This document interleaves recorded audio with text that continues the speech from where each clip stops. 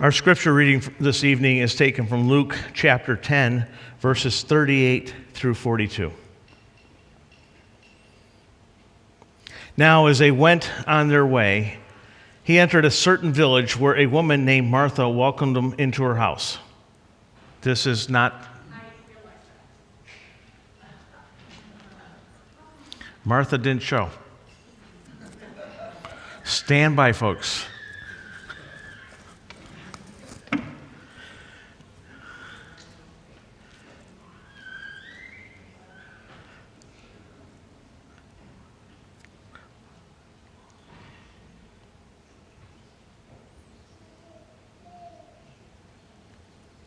Well, if you haven't met my grandson, everyone turn around. He's being held up right back there. That's my grandson, Wyatt. So take the opportunity. Another Lion King moment there.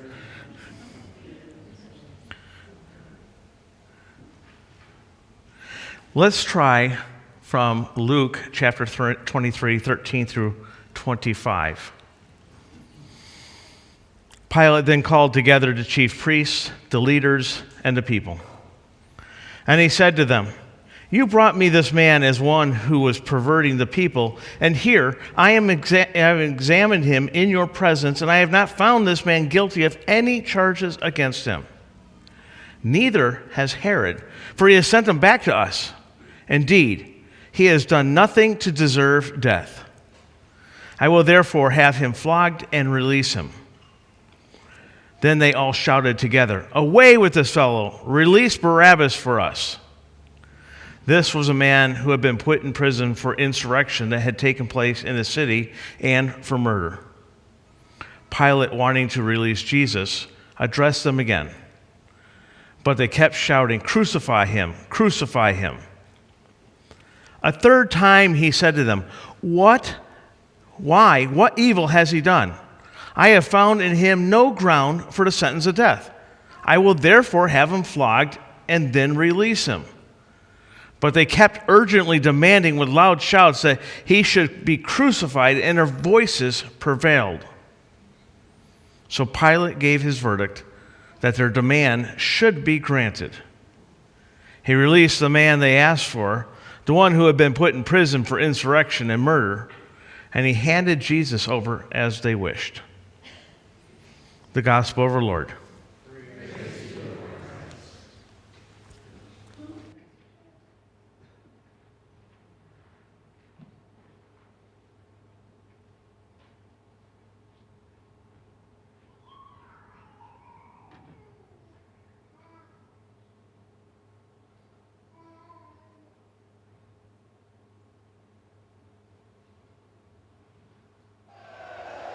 Dic mihi, potestis es mihi te vel crucifiggere vel liberare.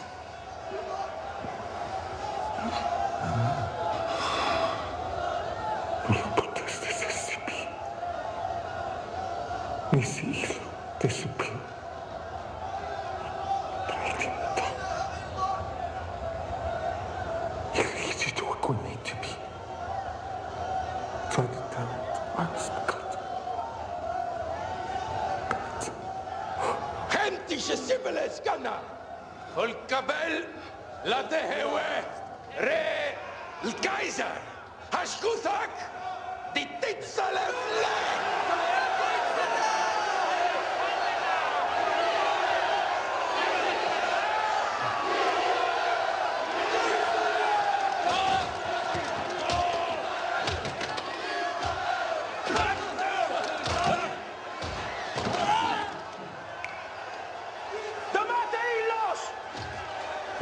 Damate fascinerosos!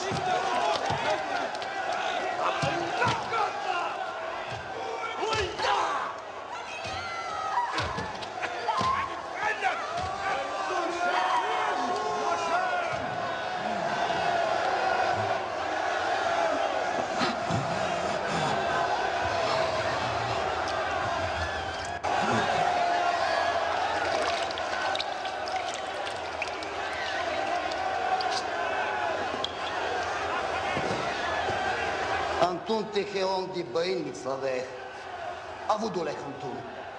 Ana sa kuuminta ma diana sham. Dehewe tame aleina.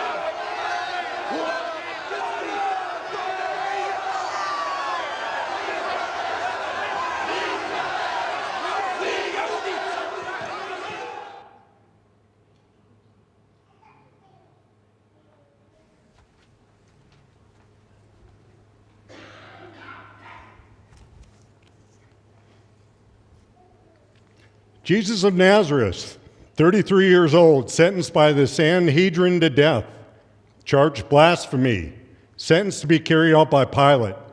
I was just about to sign the death warrant when something stopped me. But then, let me tell you the story from the very beginning. You see, I am Pontius Pilate, imperial Roman governor of the province of Syria from 26 to 36 AD, and my territory includes Samaria, Judea, down to Gaza and the Dead Sea. Oh, I know in life I wasn't all that important as a figure, but now I'm the most important Roman of them all. Yes, when Caesar Augustus, Seneca, Cyril, Tiberius, when they're all forgotten, there'll be one name that they remember, and that is Pilate. Do you realize that there are only two human beings mentioned in your Christian creed? The Virgin Mary and Pilate.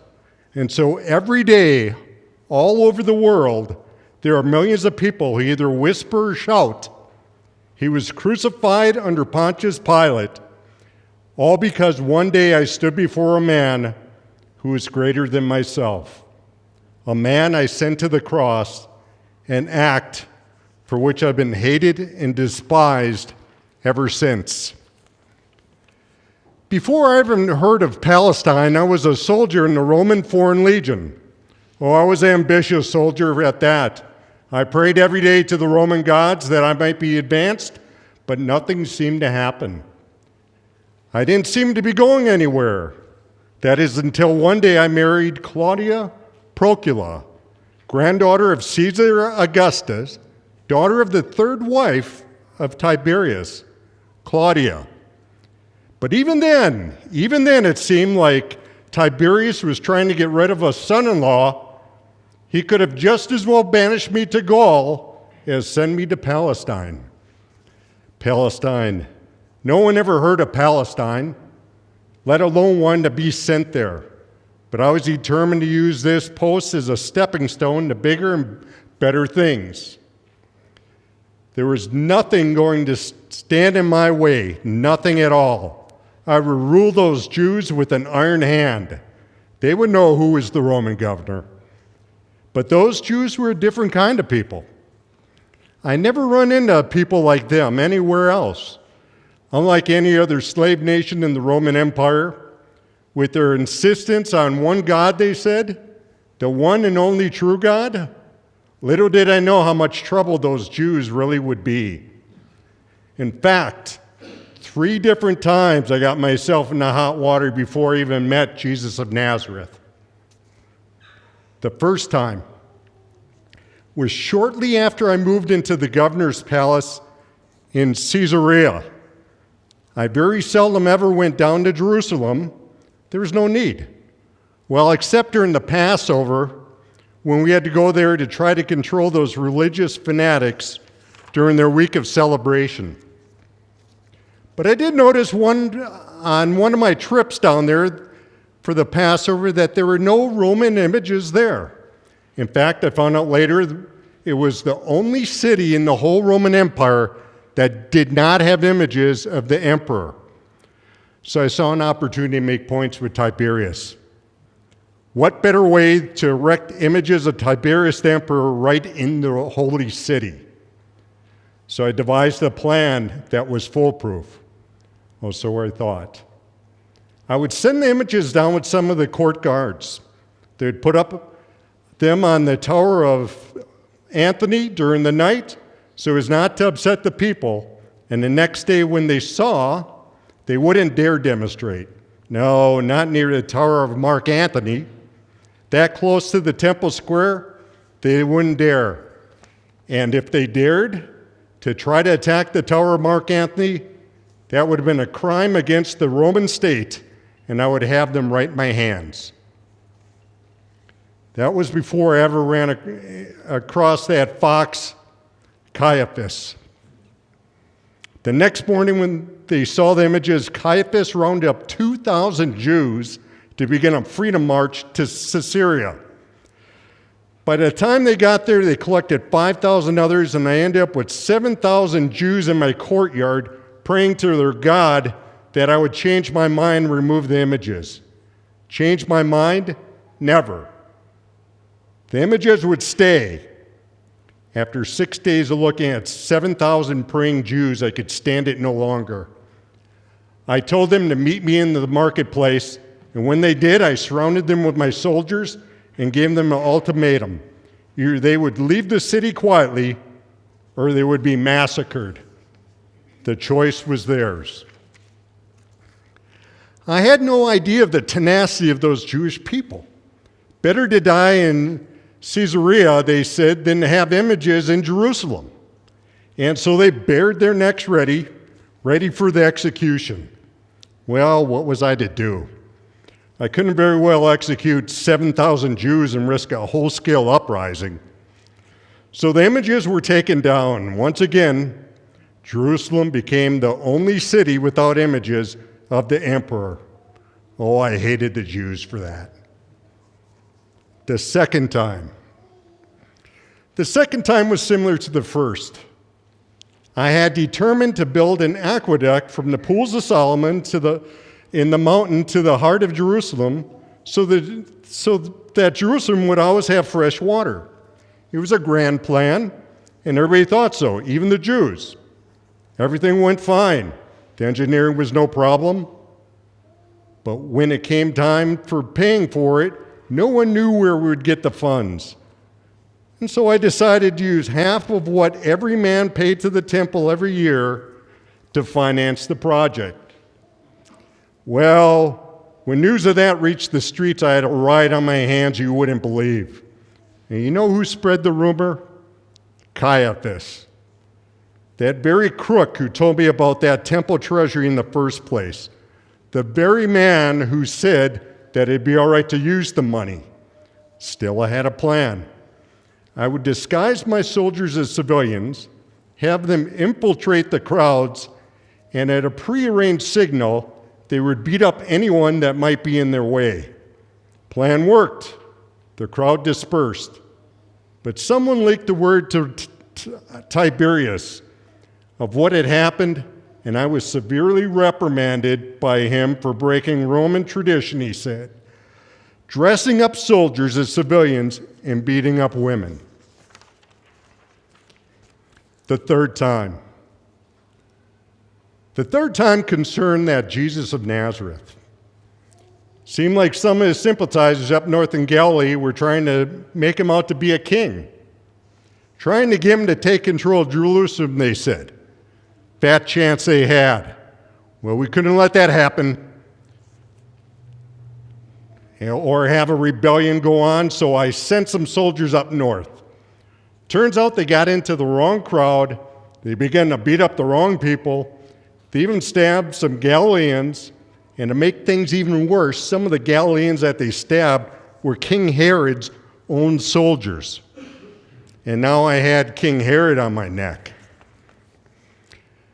And then came the fateful day that I met Jesus of Nazareth face to face. I don't know if you realize it or not, but the Roman governors always reserved the right of review of any criminal capital crime. Oh, usually it was just a rubber stamp of the native courts, but there was something different about this one, something special. Something intriguing about this Jesus of Nazareth.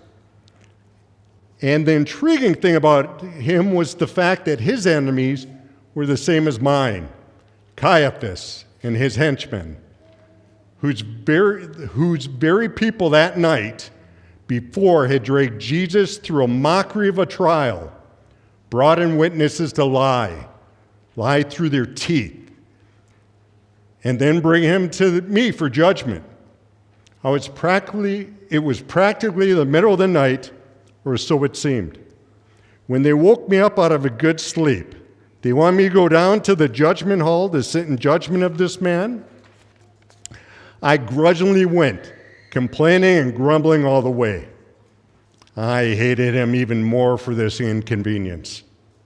When I got down to the judgment hall, I invited them all into coming to the judgment hall. They refused. It seems that they would be defiled to come into a Gentile place, and they wouldn't be able to participate in the Passover. Well, as I look back on it now, I missed a golden opportunity right then and there to say, unless you're willing to come into the judgment hall, I'm throwing the case out. But as I look back on it, that high priest was so upset by this Jesus of Nazareth, that he probably would have come to the judgment hall and skipped Passover altogether. Well, I pretended I didn't know the case against him, so I sarcastically asked, "What charge do you bring this man?" They retorted, "If he weren't a criminal, we wouldn't have brought him here." And there was my opening. There was my chance. I was going to get back at Caiaphas once and for all. "Then take him and judge him on your own court. Don't bring him to me." They began to get a little bit nervous at that one, and they began to shout, "But we have no power to put him to death." They didn't say they didn't have a power to condemn him, because they did. And blasphemy was an internal crime. They could handle it themselves. I had Caiaphas over a barrel, and he knew it. I began to walk back to my chambers, but before I could even get there, they shouted out once again, "Wait!" He incites the people to riot. He opposes the paying of taxes to Caesar. He wants to set himself up as a king.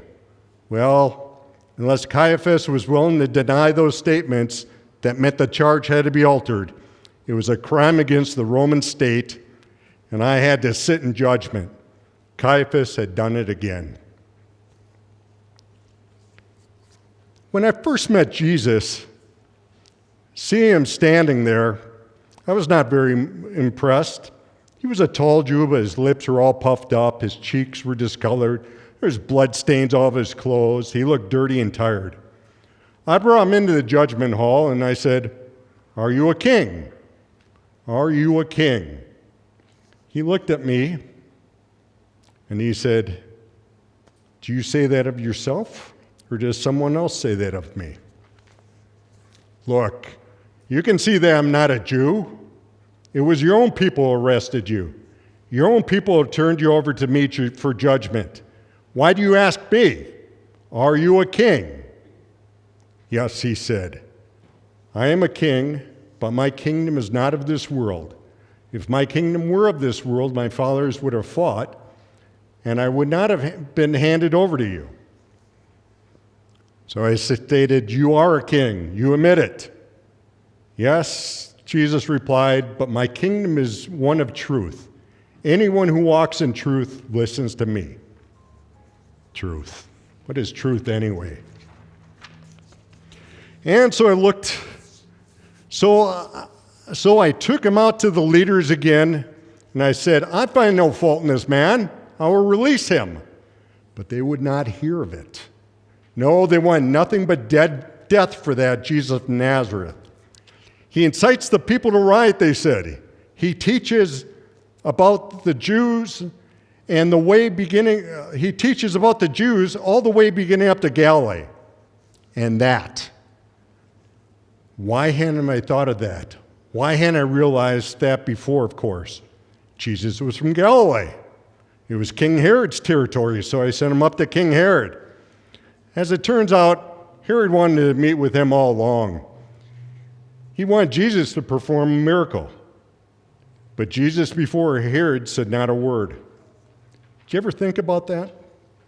Before Caiaphas, Jesus spoke not a word. Before Herod, Jesus spoke not a word. Before Pilate, he opens up and declares his messiahship. I often wonder why that was. Herod only mistreated him and sent him back to me I ended up with Jesus on my hands again. I was determined, though, that there would be some way to throw this back in Caiaphas' lap. So once again, I brought him out before the people, and I said, I find no fault in this man. I will let him go. Or if you insist, I will whip him and beat him. Then he would be let go. But they wouldn't hear of it. Death, they shouted. Crucify him. Crucify him. It was about that time that I received a message from my wife about a dream that she had the night before. It seemed it was a dream about me and about Jesus. She said, have nothing to do with this righteous man. Let him go. I should have listened to her, but I didn't. So once I brought him out before the people, and I had one last plan. I'd bring out Barabbas, and there would be a choice. The people could choose Barabbas, the killer, the murderer, or Jesus. Surely anyone with any common sense at all would choose to let Jesus go, but for Barabbas to die. Can you believe they chose Barabbas? Give us Barabbas, they said. Let him go. So I took Jesus back into the council chambers. I looked at him, I said, don't you realize that I have the power of life and death? He only stood there and he said, you would have no power over me at all if it weren't given to you from above. That is why the sin of the man who betrayed me is greater than your sin. Oh, what was I to do? I finally sent to have him whipped and beaten, and thought when he appears before the crowd in that condition, beaten, bloodied, tired, barely able to stand up, surely, if they had an ounce of compassion, if they had an ounce of pity in those cold veins, they would allow him to leave. And so I brought him out. Behold your king. We have no king but Caesar, they shouted. Crucify him, crucify him. You realize what they were doing by saying that? If I let Jesus go now, I'd be the one guilty of treason for going against the very Roman government in which I was a symbol of authority. What could I do? What could I do? Except wash my hands before the people, to wash my hands before them and say, I have nothing to do with it. Let it be on you, and I release him to be crucified. And so I come here tonight to you to ask you the same question that I addressed the crowd on that Friday morning in Jerusalem. What will you do with Jesus? Oh, you won't crucify him. You won't shout, take him to the cross. No, you wouldn't do that because you hate me too much. You hate me so much that what I did, that you would never do the same. But what will you do? Will you hate him? Will you ignore him? Will you pretend he doesn't exist? Will you live your life if he's not there? Will you love him? Will you follow him? Will you take up your cross? Will you take up your cross and follow him to that hill on Calvary? Will you? It's the most important question you will ever be asked. The answer you give would determine the rest of your life. What will you do with Jesus?